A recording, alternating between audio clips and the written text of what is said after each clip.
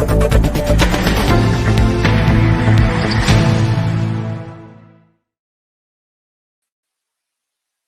वालेकुम ख़ातिन हज़रात, मैं इसरार अहमद कसाना।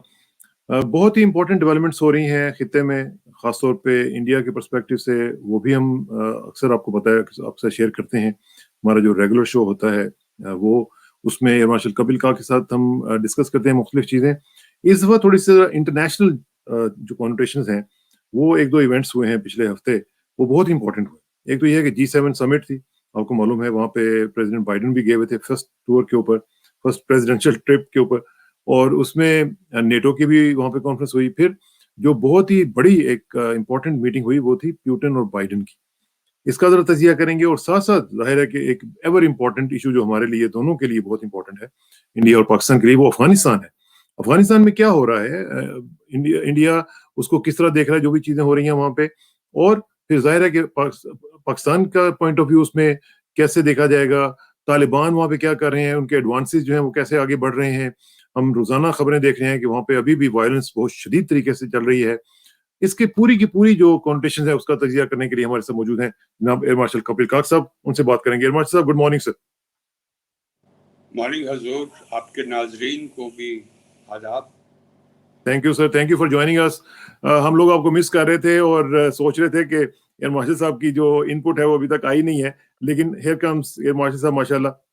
तो एयर मार्शल साहब, सबसे पहले जरा शुरू कर लेते हैं कि जो यूरोप का ट्रिप किया है प्रेसिडेंट बाइडेन ने, और जिसमें G7 का भी एक बहुत बड़ा मुद्दा था, और उसकी क्या इंपॉर्टेंस है, और फिर हम जरा बाइडेन और पुतिन पे भी चले जाएंगे। उसके पास जरा पहले जरा बता दें कि G7 की इंपॉर्टेंस के हवाले से और क्या हुआ उसमें। देखिए, पहली बात तो G7 का मजमुआ है, हम देख रहे हैं बड़ी अनोखी, तारीखी, बड़ी दिलचस्पी दिखाई जा रही है इस वक्त, क्योंकि एक तो नुमाइशी हो रही है, एग्जिबिट किया जाता है कि मगरबी ममालिक जो हैं वो इतिहाद रख रहे हैं, यूनिटी है उनकी, और वो तब जबकि अमेरिका के रूस और चीन के साथ बहरान भरे हुए एक रिश्ते हैं दोनों के साथ, क्राइसिस रिडन रिलेशनशिप। तो मैं पहले कहना चाहता हूं कि जो मजमुआ G7 का है, ये अभी तक पिछले 4 साल तो ये एक गैर मुतालिका था, इर्रेलेवेंट था, क्योंकि ट्रंप में कोई दिलचस्पी नहीं थी यूरोप के साथ या G7 के साथ। उन्होंने कहा था कि America will make America great again, and Biden साहब अब कह रहे हैं कि अमेरिका इज बैक। मतलब मल्टीकल्चरल जो डिप्लोमेसी है वो सारे आलम में बरकरार रहेगी। और अब इस वक्त मुद्दा जो उठाया गया है बड़ा दिलचस्प मुद्दा है, वो 2 दिहाइयों का मुद्दा है। कॉन्सेप्ट जो है वो है कि एक तरफ जो जमहूरियत के ममालिक हैं और दूसरी तरफ जो हैं तहक्कुम पसंद जो अथॉरिटेरियन रेजीम्स हैं, उसका तो इशारा तो बिल्कुल रूस और चीन की तरफ दिया जा रहा है। मगर ये मतलब इसको एक तरीके से डिटेल में नहीं दिखाया जा रहा है इस समिट से। क्यों, आपके नाजरीन सवाल पूछेंगे क्यों नहीं? क्योंकि ये देखिए, आज का जो कौमी ताकत है ग्लोबल आलमी ऑर्डर में, वो बड़ा डिफ्यूज्ड है। ये सर्द जंग की बात नहीं है, ये सर्द जंग से बहुत आगे बढ़ा है। ये तो पहली बात है।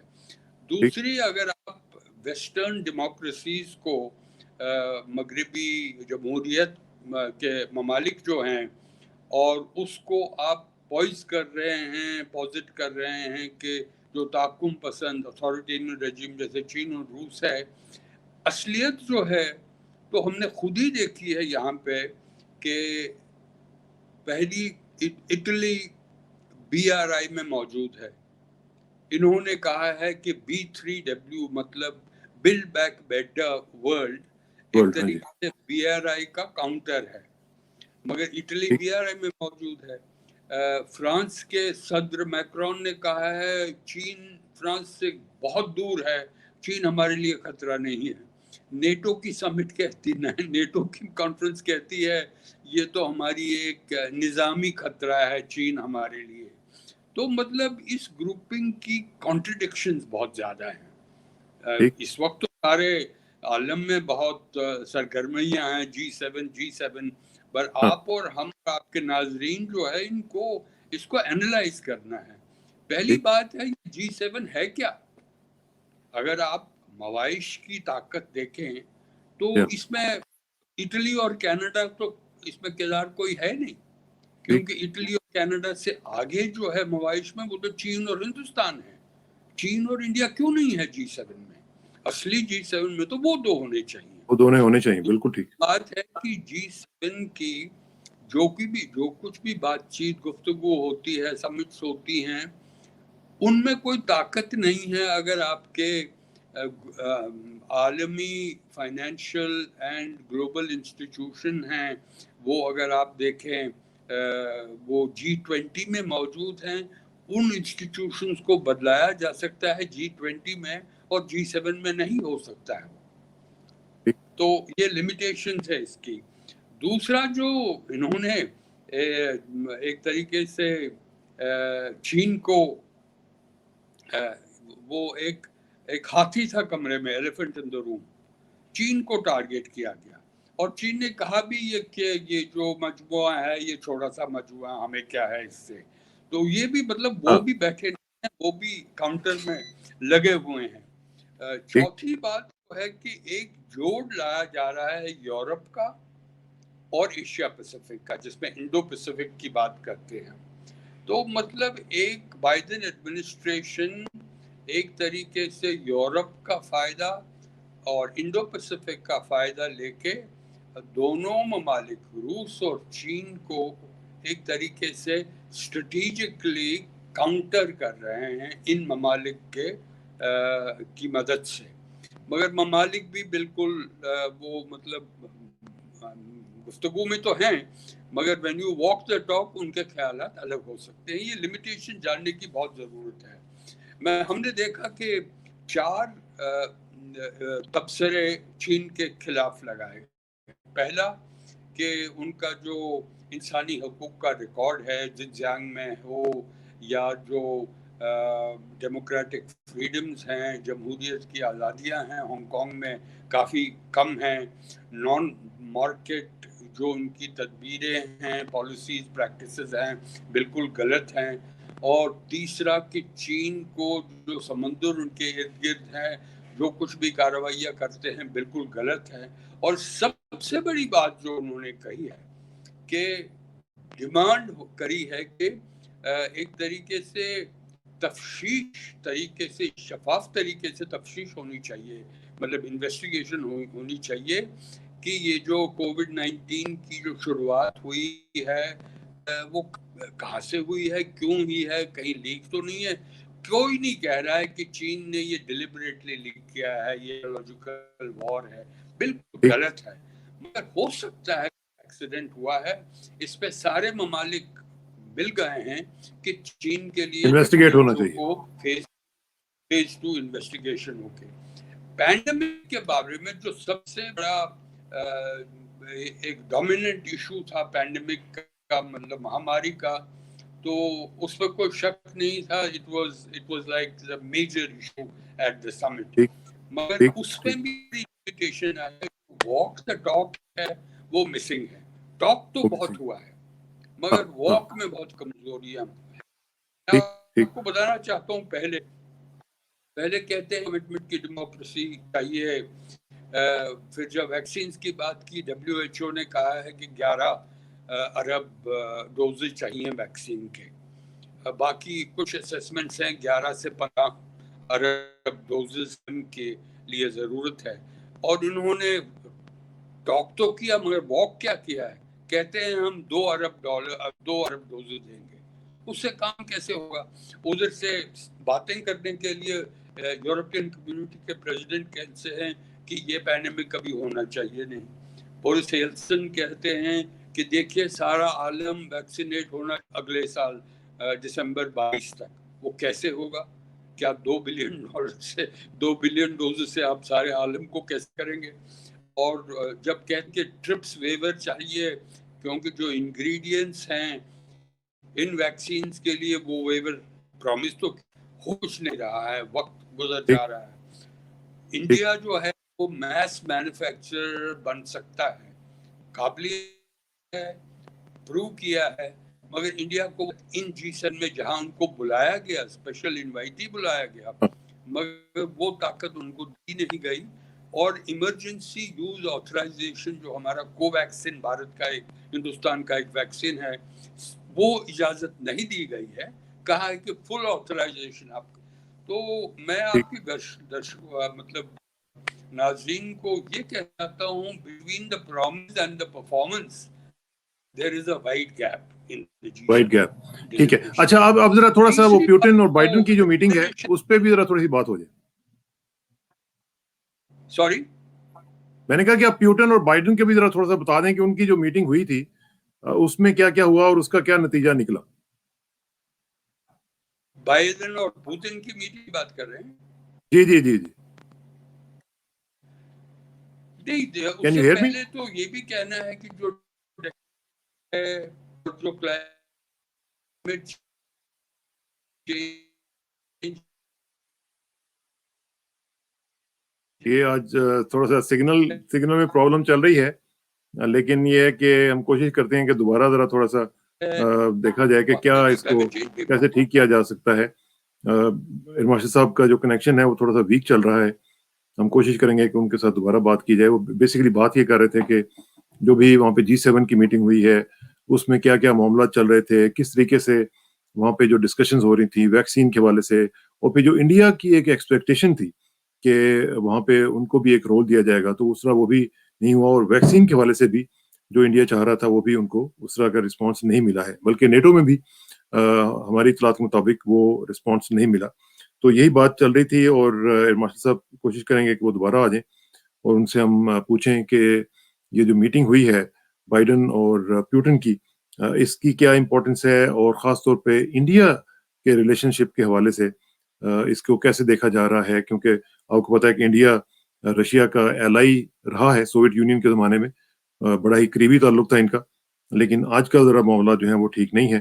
तो ओवरऑल जो सिचुएशन है उसमें क्या बनेगा, ये अभी समझ नहीं आ रही कि क्या शेप अप होगा पूरा का पूरा जो वर्ल्ड ऑर्डर है, क्योंकि जो बाइडेन की तरफ से जो मीटिंग हुई है, बाइडेन की ने और रशियन प्रेसिडेंट दोनों ने उसको डाउन प्ले किया है और उसने उन्होंने बेसिकली यही कहा है कि ये मामला जो है ये हम अभी तक उस लेवल पे नहीं पहुंचे जहां पे हम ये कह सकते हैं कि बड़े बड़े अच्छे माहौल में मीटिंग हुई है। ठीक है, वो 3-4 घंटे की मुलाकात तो हुई है, लेकिन उसमें जो कोई कॉन्क्रीट रिजल्ट्स हैं वो एज सच नहीं मिले हैं। तो इरमाशी साहब जो है वो मेरा ख्याल है कि कोशिश कर रहे हैं आने की, और देखते हैं कि उनका जो सिस्टम है वो कुछ बेहतर हुआ है कि नहीं, क्योंकि सिग्नल आज उनका जो है वो वीक चल रहा है। मैं देखता हूँ कि हियर कम्स इरमाशी साहब। जी जी, इरमाशी साहब, जी अब बेहतर है जी जरा। नहीं कोई वो डिस्कनेक्ट हुआ था, आपका लिंक हाँ जो था हाँ, उसमें डिस्कनेक्ट हुआ था, मगर वापस रिस्टोर हो गया है। अब तो बेहतर है, पहले से मैं बेहतर है। बाइडेन पुतिन की जो बात कर रहे हैं आप, जी मैं याद दिलाना चाहता हूं आपके नाजरीन को, जब बाइडेन नायब सदर थे अमेरिका के 2011 में, या उस वक्त पुतिन, व्लादिमीर पुतिन वज़ीर आलम थे रशिया के। या तो जब उनकी मुलाकात हुई तो बाइडेन ने पुतिन को बोला, मैं आपकी आंखों में आंखें मिला के कहना चाहता हूं कि आपके जिस्म में कोई रूह नहीं है। क्या हाँ कह सकते हैं? ये नायब सदर एक वजीर आजम को कह रहे हैं। हाँ, उसके बाद किलर बीच में किलर जब भी कहा था ना इलेक्शन, इन्होंने उनको, जी, इन्होंने किलर भी किलर भी कहा था, कहा वही तो था। मैं हाँ कह रहा हूँ। हाँ तो उसके बाद जब अभी मिले हैं तो उनको कहा था कि आपको मूल्य चुकाना पड़ेगा, क्योंकि आपने हमारे जो इंतखाबात हुए हैं अमेरिका में हाँ हाँ, उसमें दखल अंदाजी की है। ठीक, तो मगर ये पॉजिटिव मैं कहना चाहता हूं कि ये बहुत अहमियत रखता है, आप इसको सुन लीजिएगा। जी मुझे जी लगता है कि बाइडेन की कोशिश है कि पायदारी आ जाए इस रिश्ते में, और इसमें बहुत सिग्नल पुतिन की तरफ से आए हैं और बाइडेन की तरफ से आए हैं, मगर जब बातचीत करते हैं तो अभी भी तनाव है। तो आपको सबटेरेनियन इस पे देखना है क्या हो रहा है। पहले तो ये है कि अमेरिका जानता है कि अगर रूस कमजोर भी है फिर भी वो बहुत ताकतवर मुल्क है, ग्रेट पावर है, उस पर शक नहीं है। और उसका अगर हम फ्यूचर देखें, मुस्तकबिल देखें, वो यूरोपियन के साथ रिश्ते बढ़ाने की बहुत अहमियत रखता है। तीसरा, वो अमेरिका कोशिश कर रहा है कि रूस को चीन के जो उनके साथ इस वक्त बहुत करीब रिश्ते हैं उनमें थोड़ी दरार पैदा किया जाए। वो अमेरिका और रूस चाइना का पिछले 30 सालों से कोशिशें रही हैं। आपको याद होगा कि चीन को जब पहली बार किसिंजर इकहत्तर की जंग के पहले पाकिस्तान वाया पाकिस्तान किसिंजर गए थे, तो उस वक्त क्या मैं आपकी आवाज सुन नहीं पा रहा हूं। आप मेरी आवाज सुन रहे हैं? ये मुझे आ रही है। मैं कह रहा था कि ओपनिंग अप ऑफ चाइना जो हुई थी। जी जी, वही मैं कह रहा हूँ। ओपनिंग अप तक चाइना क्या था, उस वक्त चाइना को रूस से हटाया जा रहा है। ठीक। अब हम 50 सालों के बाद क्या देख रहे हैं, अब रूस को चीन से हटाया जा रहा है। तो एक क्या तरीके बात। से ये इंडिया के लिए अच्छी अच्छी खबर है मेरे ख्याल में, सारे हमारे इलाके में रिश्तों के लिए। क्योंकि अगर मल्टीपोलर वर्ल्ड हो तो वो सब के लिए अच्छा है, खासकर हमारे पाकिस्तान बाकी मुल्कों के लिए, क्योंकि आपके यहाँ डिप्लोमेसी में विगल रूम है। नहीं तो हम फंस जाते हैं, या तो एक के साथ है या दूसरे के साथ है। तो ये बहुत होता है। तो और दो तीन जो बहुत ही पॉजिटिव स्टेप्स आगे बढ़े, वो जो हथियार जो हैं, जोहरी हथियार या एटमी हथियार, उनका जो एग्रीमेंट हुआ था न्यू स्टार्ट, मतलब स्ट्रेटेजिक आर्म्स रिडक्शन टॉक्स, तो वो हाल ही में उन्होंने उसको एक्सटेंड किया था, मगर उसको रिव्यू नहीं हुआ, नया एग्रीमेंट नहीं बनाया। वो फैसला लिया गया है कि वो उसको एक नया एग्रीमेंट बनाया जाएगा। वक्त लगेगा, मगर मुझे लगता है कि आलमी एक तरीके सिक्योरिटी के लिए वो बहुत ही अहम एक बात है। आखिर में ये कहना चाहता हूं कि जो कोई भी डिलेमाज हिंदुस्तान में है, वो हिंदुस्तान के लिए बड़े, वो डिलेमा नहीं है, ट्रिलेमा है। एक तो अमेरिका के साथ चलना है, दूसरा चीन के साथ इस वक्त थोड़े तनाव है, तीसरा रूस के साथ रिश्ते हमारे करीब नहीं है, उस पर थोड़ी दरार पैदा हुई है, कुछ तनाव भी है। मगर ये भी आपके नाजरीन जानते हैं, हिंदुस्तान के कम से कम 65% जो हथियार हैं, कन्वेंशनल हथियार हैं, वो रूस के ओरिजिन से हैं। तो वो बहुत ही एक तरीके की एक इम्पोर्टेंट इशू है। जी हाँ। ठीक। तो अच्छा, अब जरा थोड़ा सा अफगानिस्तान की बात कर लें इरमाशी साहब, क्योंकि अफगानिस्तान जो है ये बहुत ही इम्पोर्टेंट इशू है पूरे खित्ते के लिए, और इसमें जो भी सिचुएशन डेवलप होने जा रही है उसका इम्पैक्ट जो है वो पूरे खित्ते के ऊपर पड़ने जा रहा है। जिस तरह की हम देख रहे हैं कि यूएस विड्रॉल जो है वो हो रही है, उन्होंने पहले कहा सितंबर में, अब वो कह रहे हैं कि जुलाई तक हम कोशिश करेंगे इसको वाइंड अप कर लें। लेकिन हम देख रहे हैं कि वायलेंस जो है वो उसी तरह बढ़ रही है एज वी स्पीक। आज भी हमने देखा कि बहुत सारे लोग जो हैं उनकी जाने गई हैं, और बहुत सारे जो डिस्ट्रिक्ट्स हैं उनमें तालिबान की जो एडवांस है वो चल रहा है। आप हिंदुस्तान में बैठे हुए इसको किस तरह देख रहे हैं? नहीं, मैं एक तो हिंदुस्तान के नजरिए से एक बात है, मैं हर मुद्दा जो आलमी मुद्दा है या इलाकाई मुद्दा है, मैं उसको सब मुल्कों की नजरिए से देखता हूँ, कि ताकि जैसे आपने खुद ही इतनी बार दोहराया कि इस वक्त वायलेंस जो है वो बढ़ गई है, उसमें कोई शक नहीं है। इस वक्त मुझे लगता है अफगानिस्तान इतनी खतरनाक सूरत हाल में नहीं था आज तक, इतने सालों में। आप जानते हैं कि हाल ही में, मेरे ख्याल में कल ही, अशरफ गानी ने वजीर दाखिला को बदला दिया है, वजीर जो दिफा हैं उनको बदलाया है, जो उनके आर्मी चीफ है उनको एक ही बात तीनों को। तो जब हम देखते हैं मई के महीने से 2.5 गुना जो है वो फेटेलिटीज बढ़ गई हैं। 3 गुना फैसिलिटीज जो अफगान नेशनल सिक्योरिटी फोर्सेस के हैं, तालिबान 105 जो डिस्ट्रिक्ट्स हैं वहां पे इस वक्त पूरी तरह से उनका हुक्म चल रहा है। 398 डिस्ट्रिक्ट में से 30 डिस्ट्रिक्ट में तो कब्जा अप्रैल और आज तक के पिछले 2 महीने में हुआ है। तो मतलब जो कुछ हो रहा है वो एक मिड 90s का एक तरीका फिर से दोहराया जा रहा है कि छोटे छोटी सिटीज को एनसर्कल किया जाता है ताकि अफगानिस्तान, पूरे अफगानिस्तान को, मगर अफगानिस्तान में सिविल वॉर होने वाला नहीं है। ये सूरत हाल तो आपके नाजरीन को बताने की बहुत ही जरूरत है। जो जमीनी सूरत हाल है वो तालिबान के फेवर में जा रही है, उस पर कोई शक नहीं है। और ये भी देखिए कि महामारी चल रही है, अफगानिस्तान में ऑक्सीजन नहीं है। ऑक्सीजन है तो ऑक्सीजन सिलेंडर्स नहीं है। सिलेंडर्स अफगानिस्तान उज्बेकिस्तान भेज रहा है, और जो ऑक्सीजन वो बाकी ममालिक टर्की से कुछ तो मैं ये कहना चाहता हूँ इस वक्त जो हालत है अमेरिका, तो आपके पहले 2-3 ममालिक की सिचुएशन क्या है। अमेरिका ने, आपने कहा कि 11 सितंबर पर शाह महमूद कुरैशी ने नेशनल असेंबली में अफगानिस्तान की सूरत हाल को ब्रीफ करते हुए कहा है कि शायद जुलाई के मिडल में ही ये काम खत्म हो जाएगा। तो मतलब जितनी रफ्तार से अमेरिका के फोर्सेस जा रहे हैं, उसी रफ्तार से तालिबान का जो कंट्रोल है अफगानिस्तान में वो बढ़ रहा है, और उसमें वायलेंस वो कुछ कमी नहीं कर रहे हैं। As a matter of fact जो उनके एक स्पोक्समैन है, उन्होंने ये कहा है कि अमेरिकन के जाने के 5 दिन के अंदर अंदर ये जो फोर्सेस हैं ये विदर वे हो जाएंगी, इनका कोई पता नहीं चलेगा, ये खत्म हो जाएंगे, हमारा मुकम्मल कब्जा हो जाएगा। ये आज ही उनकी स्टेटमेंट आई। मगर इस वक्त आपको ये भी कहना चाहता हूं कि जुम्मा को अशरफ गानी सदर बाइडेन को मिलने जा रहे हैं। वो भी जानते हैं कि ये सूरत हाल बड़े खतरे में है।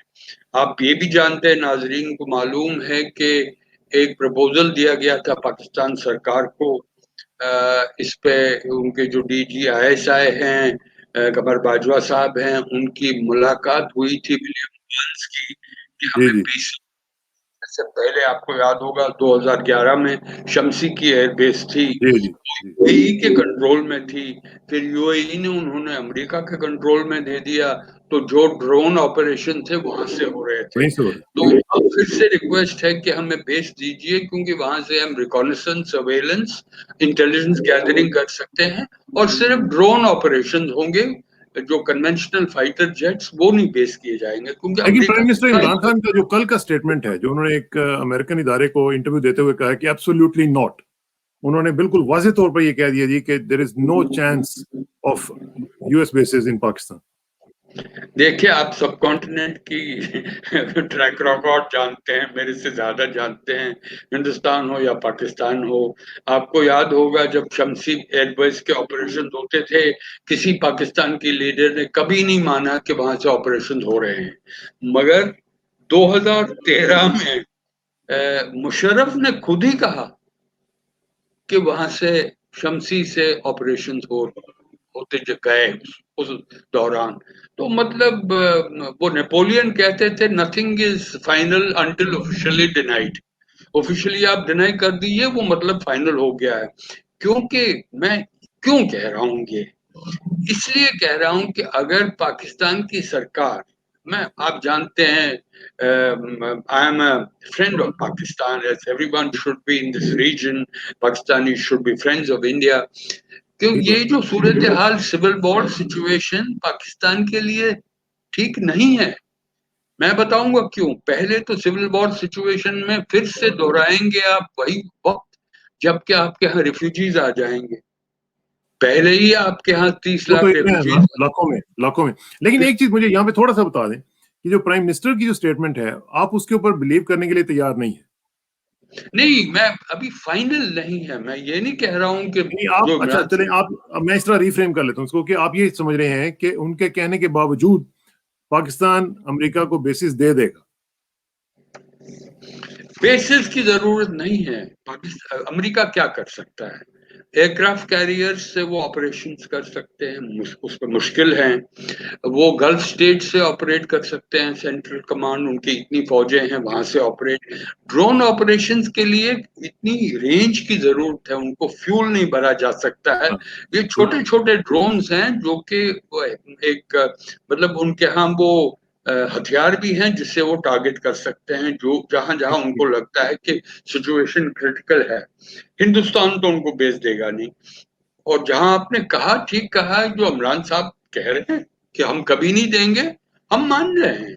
मगर सिर्फ आपको मैं कह रहा हूं कि ऐसे हालात पहले भी हमने देखे हैं कि पाकिस्तानी लीडरान ने कहा है कि हमारी तरफ से कोई ड्रोन ऑपरेशन नहीं हो रहे हैं, और पाकिस्तान के ही पुराने सदर 2013 ठीक। में कहते हैं नहीं नहीं, वो शमसी ठीक के है, दो। वो हाँ, तो हो जाएगा, वो तो आपने बात कह दी। लेकिन मैं ये पूछ रहा हूँ कि आपकी हंच वो क्या कह रही है, आपकी गट फीलिंग क्या कह रही है कि गट पाकिस्तान फीलिंग ये है कि कुछ दे मदद देगा? करनी पड़ेगी।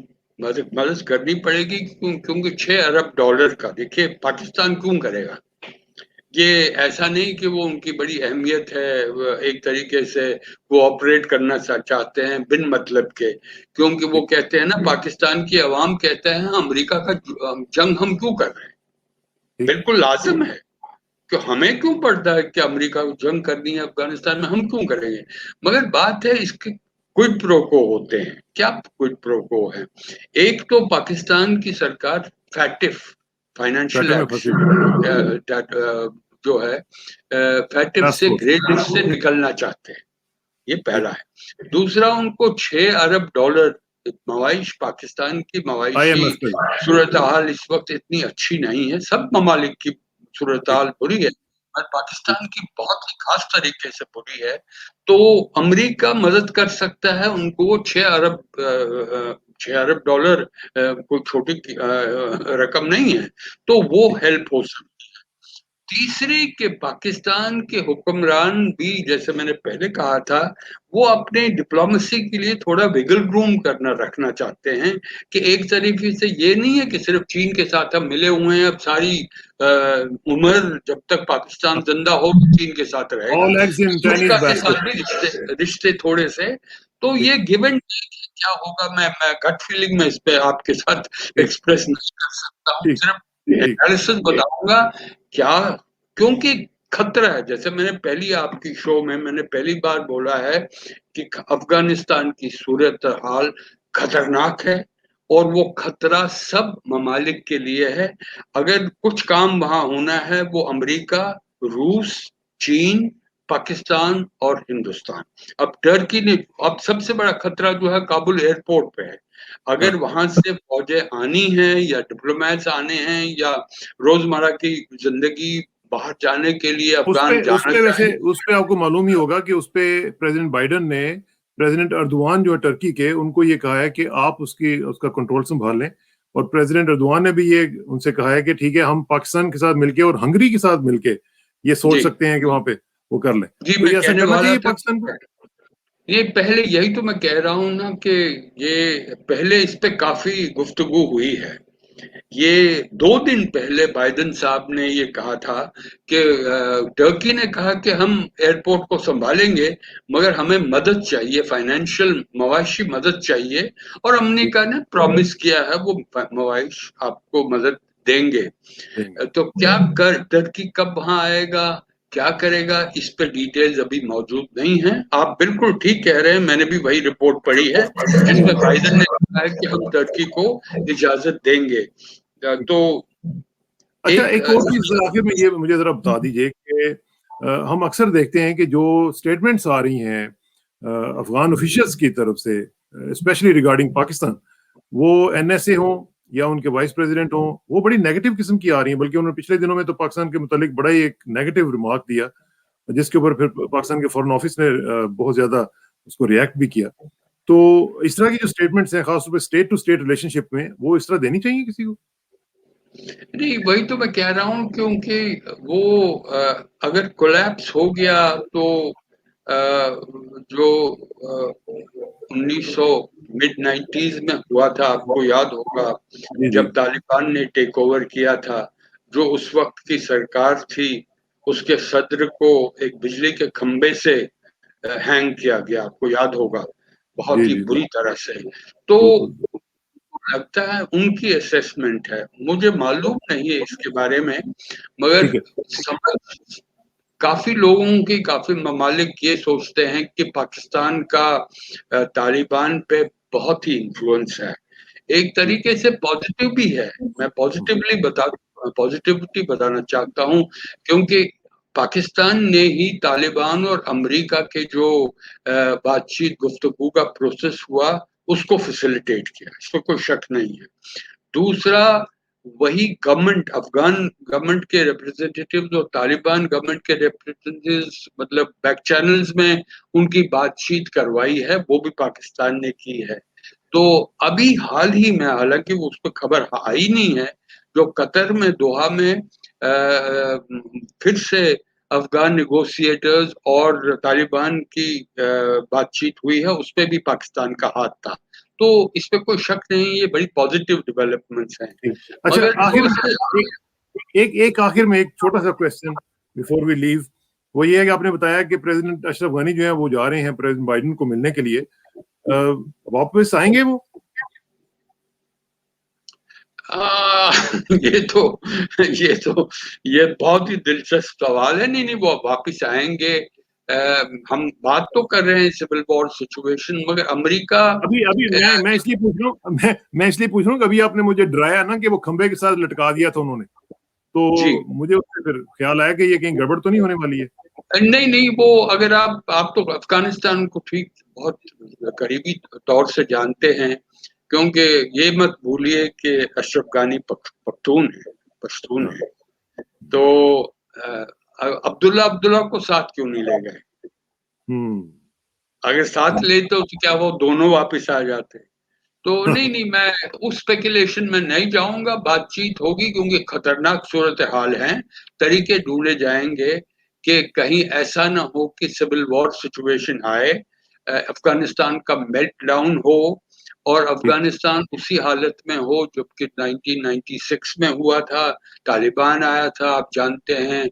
पढ़ाई का क्या दौर रहा, खवातीन का क्या, आप देखिए आजकल के जमाने में, आप खवातीन को, हिंदुस्तान में खवातीन का पावर इतना है, वो नताशा नरवाल हो, आयशा सुल्ताना हो लक्षद्वीप में, आजकल की जो एंटी गवर्नमेंट और pro democracy, pro civil liberties movements हैं, वो खवातीन लीड कर रहे हैं, आप और हम नहीं कर रहे हैं।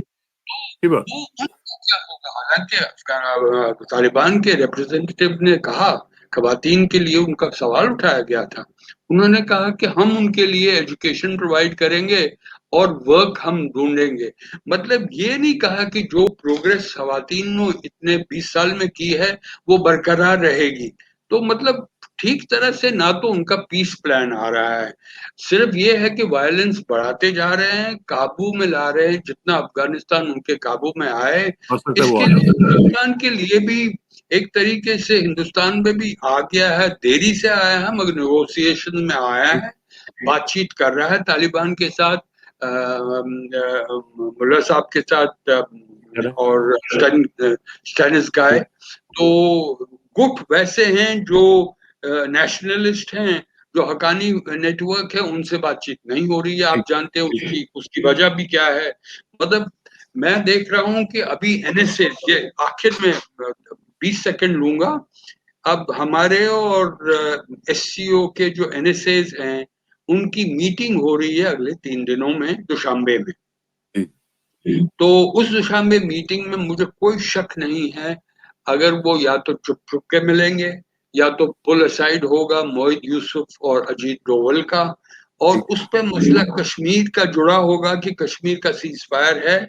कश्मीर के लिए जो आपने पहले ही सवाल उठाया था कि कश्मीर में जो 24 जून को मीटिंग नरेंद्र मोदी साहब ने बुलाई है और 14 लीडरान जो कश्मीर के हैं वो मीटिंग में शिरकत करेंगे, और इधर अफगानिस्तान में सूरत हाल इतनी खतरनाक है, तो उसको कैसे हम एक तरीके से डी एस्केलेट करें, ठीक क्या ठीक करना चाहिए पाकिस्तान और हिंदुस्तान को। और अशरफ ठीक। गानी भी जब बाइडेन से बात की है, वो करेक्ट। ठीक। चाइना और इंडिया बातचीत जारी है, तो मुझे लगता है खतरनाक हालात तो हैं, मुझे लगता है कि it can be brought back from the tipping point अगर सबकी कोशिशें जारी रहें। इंशाल्लाह। बहुत-बहुत शुक्रिया इरमाशी साहब, इंशाल्लाह आपसे राब्ता रहेगा। सी यू नेक्स्ट वीक, और बाय देन हम लोग इंशाल्लाह वो जो कश्मीर के मामले में भी मीटिंग होने वाली है उसको भी डिस्कस करेंगे, और आपकी पूरी इनसाइटफुल एनालिसिस जो है वो शेयर करेंगे लोगों के साथ। बहुत-बहुत शुक्रिया जी। Thank you very much. बहुत-बहुत शुक्रिया, ज़रूर शुक्रिया। Thank you. Thank you.